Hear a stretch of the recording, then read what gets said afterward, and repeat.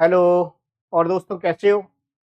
तो फिर अपन वही प्रक्रिया फिर से वही शुरुआत करते हैं कि अपनी 24 घंटे की तरोताजा ताजा खबरें आपके सामने लाते हैं।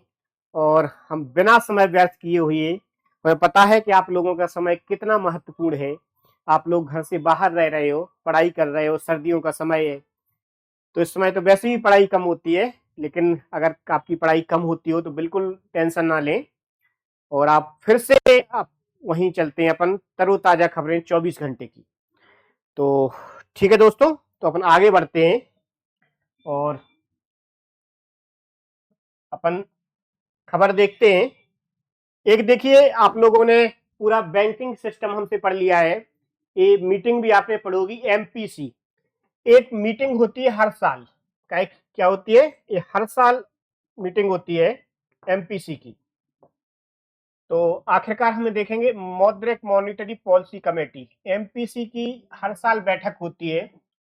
और एमपीसी की बैठक में देखो क्या चीजें निकाली जाती हैं कि मॉनिटरी पॉलिसी कमेटी की बैठक होती है कि देश में महंगाई कितनी है, महंगाई को नियंत्रित करना है या फिर महंगाई को बढ़ाना है, CRR, SLR, bank rate, repo rate को कितना रखना है। ये सारी चीजों की क्या काम करी जाती है, सारी चीजों पर विचार विमर्श किया जाता है। लोन इस समय महंगा करना है कि सस्ता करना है, इन सारी चीजों पर विचार विमर्श किया जाता है एमपीसी की बैठक में। ये हर साल बैठक होती है दिल्ली में। तो ये बैठक कहाँ होती है? दिल्ली में। तो हाल ही में दिल्ली में हुई है इस चीज की बैठक, दिल्ली में। और इसके जो हेड होते हैं, सबसे पहले तो आपको ये हेड बताएं। आप ये देख सकते हो भाई साहब, ये संजय मल्होत्रा है। कौन है अपने? ये संजय मल्होत्रा इस समय आरबीआई के गवर्नर हैं। तो हर साल आरबीआई का जो गवर्नर होता है, आरबीआई का जो गवर्नर होता है, वो इसका हेड होता है एमपीसी की बैठक का। तो एमपी इस समय संजय मल्होत्रा हमारे आरबीआई के गवर्नर रहे, तो वो एमपीसी के हेड हैं इस समय। अब देखो, हमने आपको बताया है कि इस चीज में किन किन चीजों पर डिस्कशन किया जाता है। तो सबसे पहले तो बैंक रेट, आखिरकार बैंक रेट कितना रखना है। दूसरा किया जाता है रेपो रेट। तीसरा रिवर्स रेपो रेट। फिर सीआरआर, एसएलआर और एमएसएफ। इन चीजों पर विचार विमर्श किया जाता है कि आखिरकार इन चीजों को कितना बढ़ाना है, क्या रखना है देश की स्थिति को देखते हुए। तो सबसे पहले हम बैंक रेट आपके सामने डिस्कस करेंगे कि आखिरकार बैंक रेट क्या होता है। बैंक रेट वो रेट होता है जिसपे आरबीआई नीचे वाले बैंकों को जिस रेट पर पैसा दे देता है, नीचे वाले बैंक को, सपोज करो ए बैंक है, तो इस ए बैंक को आरबीआई जिस रेट पर पैसा देता है उसको बोलते हैं बैंक रेट। ठीक है। रेपो रेट भी कुछ कुछ ऐसा ही होता है। आरबीआई नीचे वाले बैंक को, जैसे मान लेते ए बैंक है, तो नीचे वाले बैंक को जिस रेट पर पैसा देगा उसको, लेकिन बैंक रेट और रेपो रेट में एक अंतर होता है, इसमें 24 आवर के लिए पैसा मिलता है। किसको? 24 आवर के लिए, यानी एक दिन के लिए। तो इसमें एक दिन से अधिक के लिए पैसा मिलता है। बात समझे? तो आरबीआई जिस रेट पर बैंक को पैसा देता है उसी को बैंक रेट बोलते हैं, उसी को रेपो रेट बोलते हैं। बस इसमें पैसा 24 आवर के लिए मिलता है, तो इसमें पैसा एक दिन से ज्यादा समय के लिए मिलता है, एक दिन से ज्यादा टाइम के लिए मिलता है इसमें बैंक रेट। अब रिवर्स रेपो रेट, अब रिवर्स मतलब उल्टा।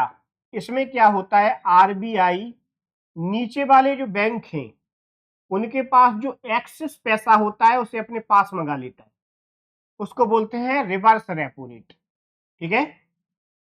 सीआरआर किसे बोलते हैं? बैंक अपने कुल पैसे का, जैसे मान लेते हैं अपना बैंक ए है, बैंक अपने कुल पैसे का एक परसेंटेज आरबीआई के पास जमा रखता है। किसमें? आरबीआई के पास। आरबीआई के पास बैंक पैसा अपना जमा रखता है, उसको बोलते हैं कैश रिजर्व रेशियो यानी सीआरआर।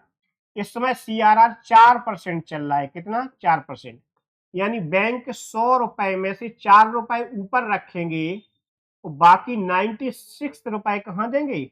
नीचे की तरफ देंगे। एसएलआर, एसएलआर वो पैसा होता है जो बैंक अपने पास जमा रखता है। किसके पास? अपने। आरबीआई के पास नहीं रखेगा, ये अपने पास जमा रखेगा। SLR इस समय 18% चल रहा है। कितना? 18। CRR और SLR में एक बेसिक अंतर होता है, इसमें बैंक पैसा RBI के पास जमा रखता है, इसमें बैंक पैसा अपने पास ही जमा रखता है। काय के पास? अपने पास। दूसरा, SLR CRR में केवल ओनली कैश रखा जाता है, ओनली कैश। देखो इसमें रखा है भी कैश रिजर्व रेशियो। SLR में कैश भी रखा जाता है, गोल्ड भी रख सकते हैं और गवर्नमेंट सिक्योरिटी भी रख सकते हैं। तो ये तीन चीजें रख सकते हैं। तो आप समझे, CRR में RBI के पास पैसा रखा जाता है, SLR में पैसा अपने पास रखा जाता है, इसमें ओनली कैश रखना होता है, इसमें कैश, गोल्ड और गवर्नमेंट सिक्योरिटी कुछ भी रख सकते हैं। CRR 4% चल रहा है और SLR इस समय 18% चल रहा है। इसका मतलब है कि 100 रुपए यदि बैंक के पास हैं तो इसमें से 4 रुपए CRR में रखा जाएगा और 18 रुपए SLR में रखा जाएगा। बात समझे? अब चलते हैं लास्ट MSF पे। MSF रेपो रेट की तरफ ही होता है, रेपो रेट की तरह। इसमें एक दिन के लिए पैसा मिलता है। MSF में भी RBI नीचे वाले बैंकों को एक दिन के लिए पैसा देती है, एक दिन के लिए। रेपो रेट में भी एक दिन के लिए देते हैं, MSF में भी एक दिन के लिए।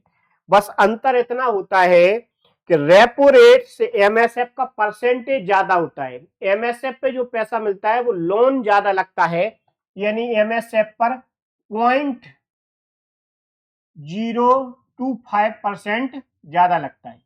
जैसे मान लेते हैं रेपो रेट 5% चल रहा है इस समय, तो MSF चलेगा 5.25%। तो इस पे ब्याज ज्यादा लगता है MSF पे।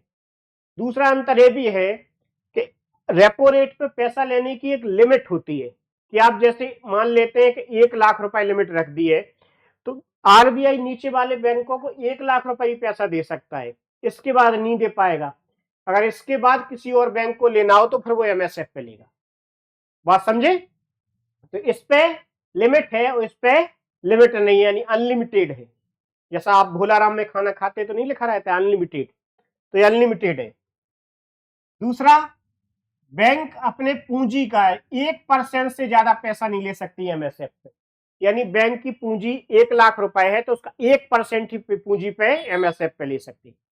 तो आप समझे दोस्तों, CRR, SLR, MSF ये सारी चीजें मॉनिटरी पॉलिसी में डिस्कस करी जाती है हर साल। आप लोगों को बताएं, इस बार की मॉनिटरी पॉलिसी में ये डिस्कशन लिया गया जो रेपो रेट है, रेपो रेट को थोड़ा कम कर दिया गया। रेपो रेट पहले 5.50% होता था, यानी 5.5% होता था, इसमें माइनस कर दिया गया 0.02%, यानी रेपो रेट को 0.0% कम कर दिया। अब हमारी रेपो रेट हो गई 5.25%। इस समय रेपो रेट ए हो गई, तो रेपो रेट को कम कर दिया गया।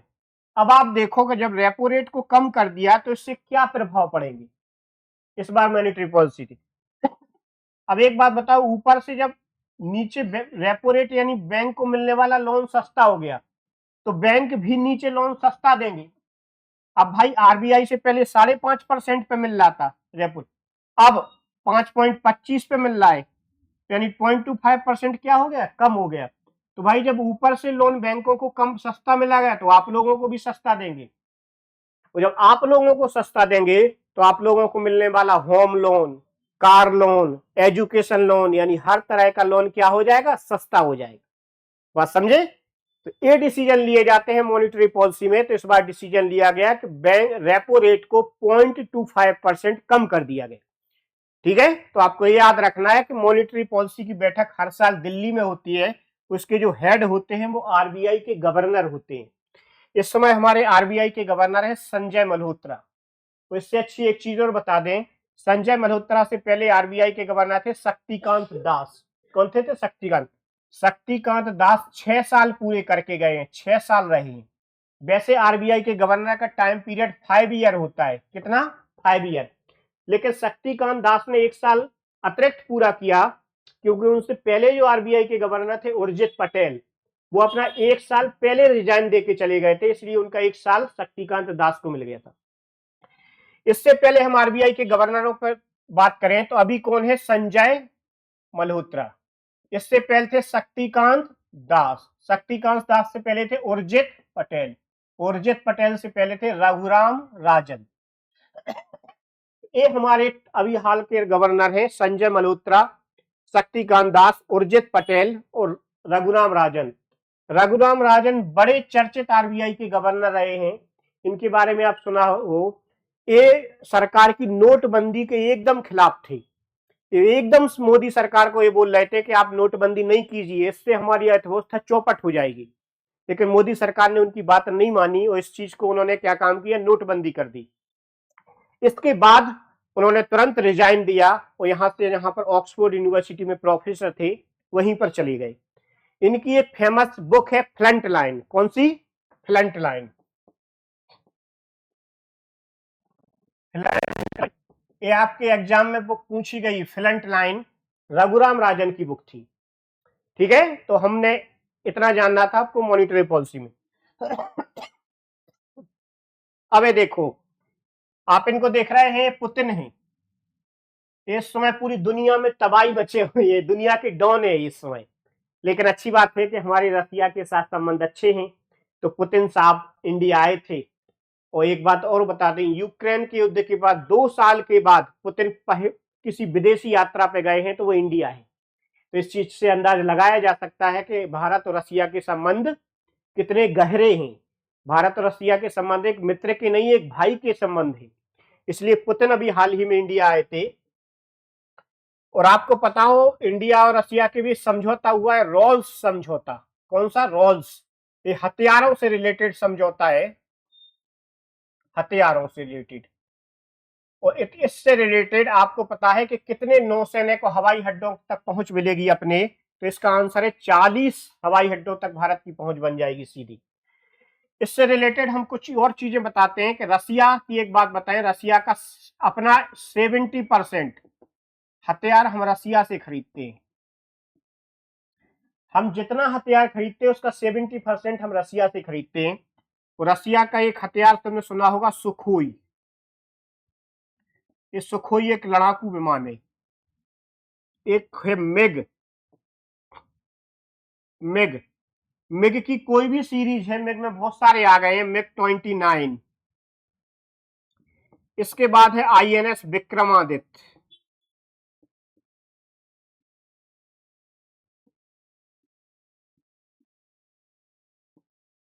वैसे तो आईएनएस विक्रमादित्य इंडिजीनियस यानी भारत ने मिला बनाया है, लेकिन भारत ने रसिया के सहयोग से बनाया है इसको। इसके बाद S-400, इसका नाम सुना होगा तुमने, S-400।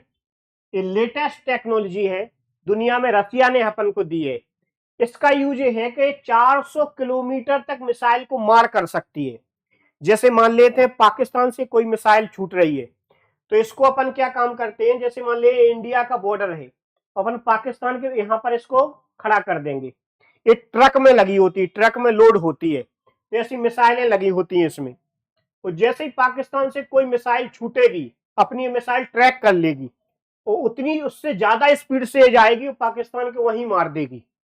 इतनी क्षमता है इसके अंदर। वो मिसाइल आ नहीं पाएगी, उससे पहले तेजी से जाएगी, उस पाकिस्तान के अंदर ही गिरा देगी। तो ये है S-400, इसको बोलते हैं डिफेंस सिस्टम। अभी हाल ही में यानी 400 किलोमीटर दूर तक मार कर देती है। अभी रसिया इंडिया आए थे तो S-500 पे भी बात चली है हमारी। अब पुतिन बोल रहे हैं कि हमें S-500 भी इंडिया को देंगे। तो बात समझे? तो ये सारी चीजें की बात हुई मोदी जी से। अब आप देखिए, ये देखिए, इनको देखो, ये काफी यंग हैं और अपनी एज में है, 29 साल इनकी उम्र है, 29 साल इनकी उम्र है। वो जो बहुत अरबपति बन गई हैं। कौन? बिलियनसियर बन गई हैं। इनका नाम है लुआना लोरा और 29 ईयर इनकी एज है। ये ब्राजील की रहने वाली है। कहां की? ब्राजील की। और ये दुनिया की सबसे कम उम्र की अरबपति बन गई है। कौन? इनका नाम है लुआना लोरा। ये दुनिया की सबसे कम उम्र की अरबपति बन चुकी हैं। समझे? तो अपने आप पे कॉन्फिडेंस रखना है हो सकता है कि आप लोग भी एक दिन अरबपति बने, और हमारी तो उम्मीद है कि दुनिया की ग्लोबल सूची जो फोर्ब्स जारी करता है उनमें आप लोगों में किसी एक का नाम हो। तो आप देखो कितने यंग यंग लोग अच्छा काम कर रहे हैं, 29 उम्र की एज में अरबपति बन गई दुनिया की। आप ये देखो, इनको देख रहे होंगे, एक इन भाई साहब का एक फोटो है, ये हमारे देश की विदेश मंत्री थे सुषमा स्वराज। सुषमा स्वराज, इनका नाम सुना होगा, ये मोदी सरकार में विदेश मंत्री थी, उनके हस्बैंड है। मध्य प्रदेश में विदिशा से इलेक्शन लड़ती थी सुषमा स्वराज, इनका भी हाल ही में निधन हो गया है। सुषमा स्वराज की तो पहले ही डेथ हो गई थी, इनका भी हाल ही में निधन हो गया है। तो इनके बारे में न्यूज आई है। आखिरकार ये मिजोरम के पहले राज्यपाल रह चुके हैं। स्वराज कौशल का कार्यकाल किस ऐतिहासिक समझौते के बाद हुई? इनका नाम था स्वराज कौशल। ठीक है, तो इनका जो मिजोरम पीस एग्रीमेंट रिकॉर्ड 1986 के समय मिजोरम के कौन थे? राज्यपाल थे। ठीक है, तो आपको याद रखना है, सुषमा स्वराज के हस्बैंड हैं, मिजोरम के राज्यपाल रह चुके हैं।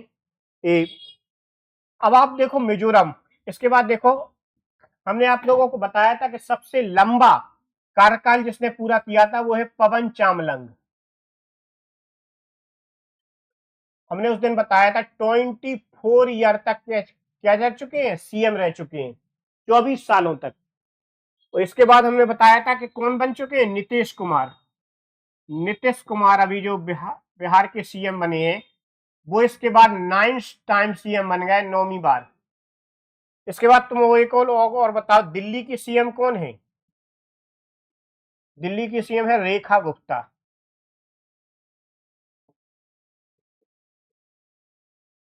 ठीक है, मेघालय के सीएम कौन है? मेघालय मेघालय के कॉनरेड संगमा।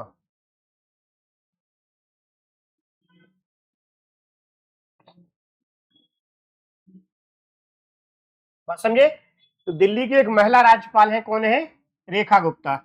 एक जगह महिला राज्यपाल और है वेस्ट बंगाल में, पश्चिम बंगाल में, उनका नाम क्या है? ममता बनर्जी।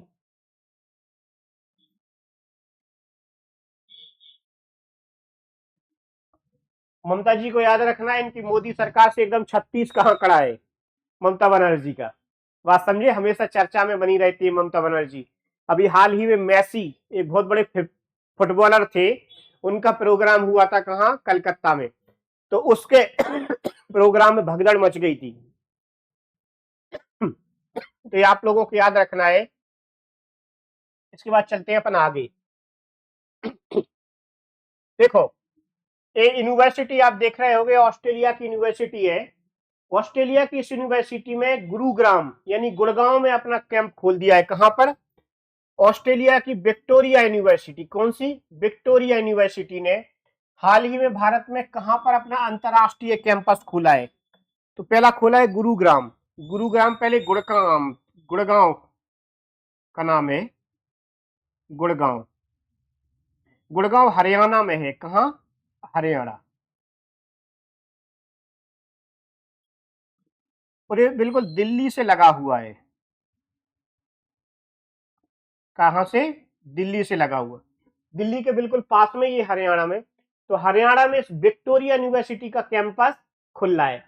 तो आप लोग बिल्कुल चिंता नहीं करना है, आप लोग अब ऑस्ट्रेलिया की जगह इंडिया में भी जो सुविधाएं मिलेंगी, तो आप गुरुग्राम में वही पढ़ाई कर सकते हो जो ऑस्ट्रेलिया में पढ़ाई हो रही है। ठीक है, तो ये आपको याद रखना है, गुरुग्राम में काफी चर्चित है गुरुग्राम। गुरुग्राम को पहले गुड़ की मंडी बोलते थे, गुड़ की मंडी। अभी हम कुछ दिन पहले गुड़गांव गए थे, तो वहां के लोग बता रहे थे आज गुड़गांव इतना एडवांस हो गया है, तो ऐसा लगता है कि जैसे न्यूयॉर्क और लंदन में हो। लेकिन वहां के लोग बताते हैं कि एक समय ऐसा था कि यहाँ की गुड़ की मंडी लगा करती थी, तो गुड़ की मंडी के नाम पे गुड़गांव नाम पड़ गया है। और आज देखो गुड़गांव गुरुग्राम हो गया है। और आप लोगों को एक चीज जो बता दें, आईएसए इंटरनेशनल सोलर अलायंस का हेडक्वार्टर कहां पर है? गुरुग्राम में। इंटरनेशनल सोलर अलायंस का है, 2015 में बना था ये आईएसए। तो ये क्या काम करता है? सोलर से लाइट बनाता है, जो सौर ऊर्जा से। सौर ऊर्जा से लाइट बनाने का काम करता है। ISA एकमात्र इंटरनेशनल ऑर्गेनाइजेशन है जिसका हेडक्वार्टर कहाँ है? गुरुग्राम में। आपने कुछ फेमस यूनिवर्सिटी का नाम सुना होगा, ऑक्सफोर्ड।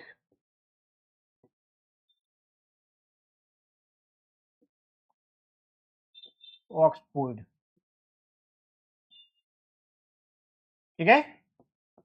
कैम्ब्रिज,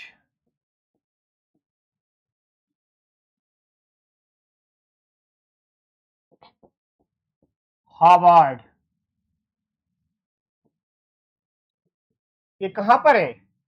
ये इंग्लैंड में।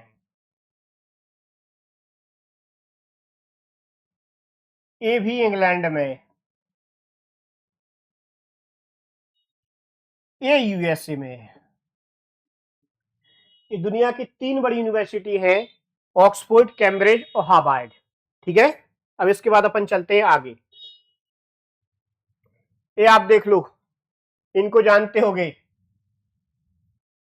योगी जी है, तो इनका बुलडोजर पूरी दुनिया में फेमस थे, बात समझे, बुलडोजर के लिए जाने जाते हैं। तो आखिरकार इन्होंने इंडिया AI मिशन अभी हाल ही में लॉन्च किया है। इसकी कितनी राशि निवेश करने का प्रावधान रखा गया है? तो उसमें 10,300 की राशि निवेश करने का एक पहल रखी गई है। किसमें? इसमें। तो आप लोगों को देखो, AI बहुत ज्यादा जरूरी है, और AI से रिलेटेड एक क्वेश्चन आते ही आता है। AI और चैट GPT आजकल इन्हीं का जमाना है। तो आप लोगों को हम बता देते हैं, आप लोगों को हमने बताया था इंडिया को 2047 तक ग्लोबल हब बनाना है। ग्लोबल हब बनाना है, सरकार की पॉलिसी है। कल हमने बनाया था, तुम्हें आप लोगों को याद होगा कि लामा किसका AI है? लामा, आपको याद रखना है। एलेक्सा, एलेक्सा किसका AI है? आपको ये बताना है, बात समझे। इसके बाद AI की रिलेटेड, AI की अगली मीटिंग 2026 में इंडिया में होना है। कहां? इंडिया में। AI समिट 2026 में AI। अब अपने देश में AI के रूप में सबसे आगे अगर कोई सिटी थी तो मैं बताई थी, वो बेंगलोर थी। और अपने योगी जी लखनऊ की AI सिटी के रूप में डेवलप कर रहे हैं। किसको? लखनऊ को।